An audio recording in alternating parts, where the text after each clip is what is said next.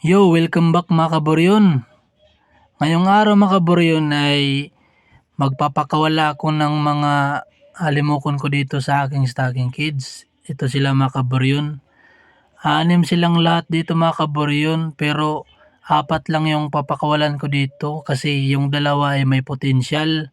Yung isa dito ay yung ibinigay sa akin ni Master Onad at yung isa naman ay talagang pangati na, kaso nga lang ay hindi na nagamit, kaya ah, hindi ko ito papakawalan mga kaboryon, itong dalawa dito. Pero yung apat na piraso dito mga kaboryon ay papakawalan ko kasi mga walang potensyal.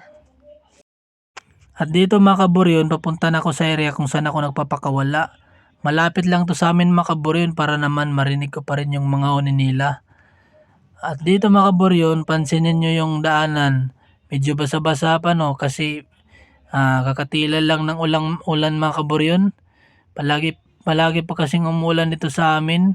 Mabuti nga dyan sa inyo mga kaboryon kung medyo maaraw na kasi nakakapaghunt na kayo. Pero sige lang mga kaboryon, sa mga naghihintay dyan ng aking hunting ay abang-abang lang kayo mga kaboryon, basta uminit ay maghahunt ako. At susubukan ko na ulit si Rocket mga kaboryon kung ano ba yung nagiging epekto nung time na naatake siya ng sikop. Pero sa tingin ko naman mga kaboryon ay babalik lang yung dati niyang huni at galawan kasi wala akong nakitang sugat sa kanyang katawan. Nabawasan lang siya ng mga balaybo sa bandang liig niya. Nga pala mga kaboryon, itong apat na papakawalan ko ngayon ay may mga cable tie na, ayan, kulay puti. Ayan, ready to fly na ito mga kaboryon. Tsaka malulusog na rin sila.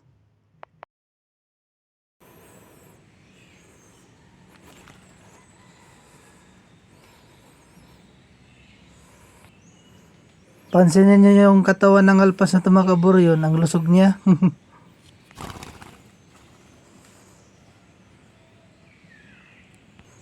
Sigurado ako mga kaboryon na magiging wise na to sila at hindi na to basta-basta mahuhuli.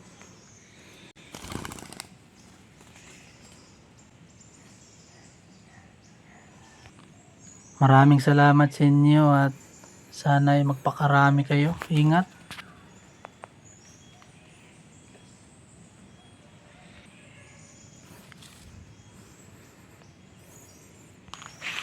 At hanggang dito lang mga kaboryon, maraming salamat sa inyong panonood.